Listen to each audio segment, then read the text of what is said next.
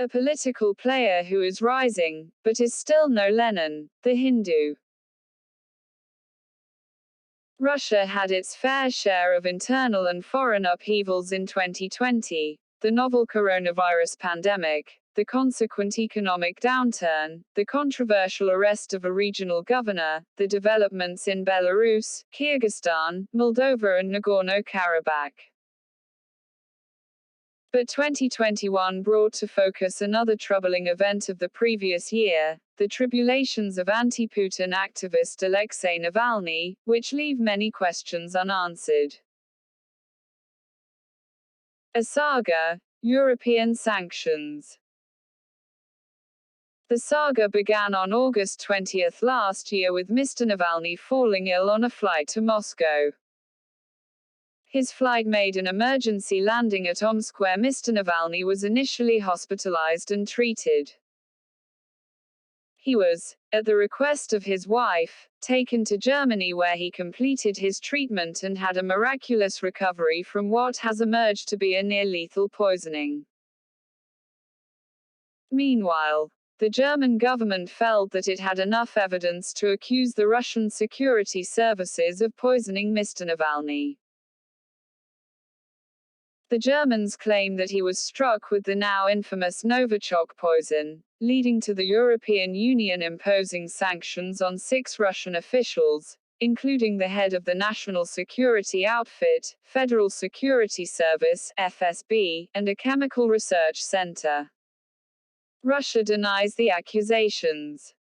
But the Russian government still has many questions to answer about the poisoning. The latest installment of this story was Mr. Navalny's detention on arrival from Berlin, January 17, 2021, and the subsequent countrywide public protests on Saturday, January 23. The charges against Mr. Navalny include an old case in which he received a suspended sentence and a new case of fraudulent use of public money. Mr. Navalny denies all charges. The protests this time. The protests demanding his release, while not the largest seen in Russia, were widespread, occurring in every major city, from the Pacific coast to the Baltic Sea. They resulted in about 3,000 people being detained and released.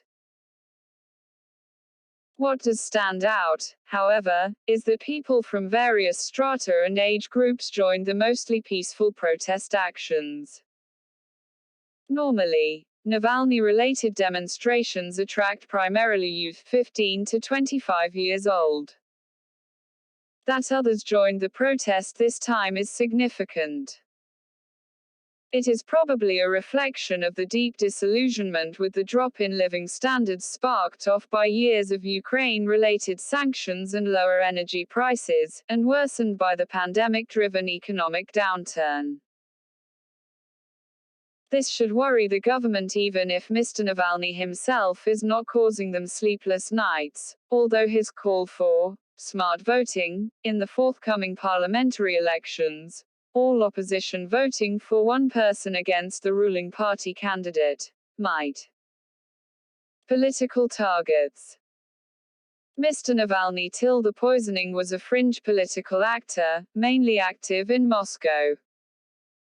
His political career started with the liberal opposition party, Yabloko, in the early 2000s. He subsequently broke away to form his own nationalist group. His anti-corruption campaigns began in the late 2000s when, as a shareholder of large companies such as Rosneft, Gazprom, he tried to seek greater transparency about their financial dealings. He followed this up with several exposés of key members of the Russian elite. Prominent among them are government officials Igor Shuvalov, Alexander Bastrikhin, Viktor Zolotov, and oligarchs Viktor Vekselberg, Roman Abramovich and Alisher Usmanov. All of them have denied the charges.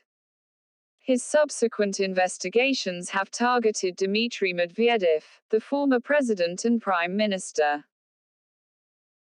The latest, now viral exposure, targets Russian President Vladimir Putin himself, although the charge of him owning a plush palace being built with government money in southern Russia is not new and has been denied earlier.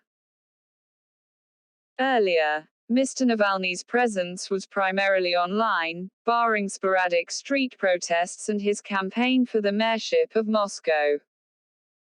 Some analysts have suggested that Mr. Navalny was used as a tool in the internal battles among the elites. This is not difficult to believe because some of the information that Mr. Navalny uses in his anti-corruption campaigns would be difficult, actually impossible, to find in publicly available sources. This kind of knowledge would have to come from someone not just inside, but very high up in the system. Divided opinion. The anti-regime protests expectedly sparked off varying reactions from analysts. Some suggest that these are the beginning of serious moves for regime change, while others call them a storm in a teacup. Surprisingly, the most pro-government TV anchor, Dmitry Kiselyov, chose to compare Mr. Navalny's return from Germany to a similar journey in 1917 in a sealed train by iconic Bolshevik leader, Vladimir Ilyich Ulyanov, Lenin, the precursor to the October Revolution of that year. Whatever Mr. Kiselyov's reasoning, Mr. Navalny is no Lenin, even if the protests for his release continue. It is clear that now, Mr. Navalny will have a more prominent role in Russian politics and is likely to emerge as the darling of the Western media, although Moscow-based Western media correspondents are less ebullient and more cautious in their assessments of Mr. Navalny and his future role. Also read, UK. Demands churn among the elites. Mr. Navalny, notwithstanding the euphoria of the moment, is unlikely to be the catalyst that will lead to regime change in Russia. His nationalist platform is not currently capable of appealing to all sections of Russian society or convincing the political opposition to coalesce around it. He is simply not in the same league as Mr. Putin and several other leaders but could, for the time being, serve as the lightning rod for the people to register the disaffection with the regime's policies. While India may not be waiting with bated breath for regime change in Russia, it is important to recognize that the shadow boxing taking place through Mr. Navalny is an indication of serious churn among the Russian elites. In Russia historically, barring once, change usually begins in the upper echelons of power. Nandan Krishnan is Distinguished Fellow, Observer Research Foundation.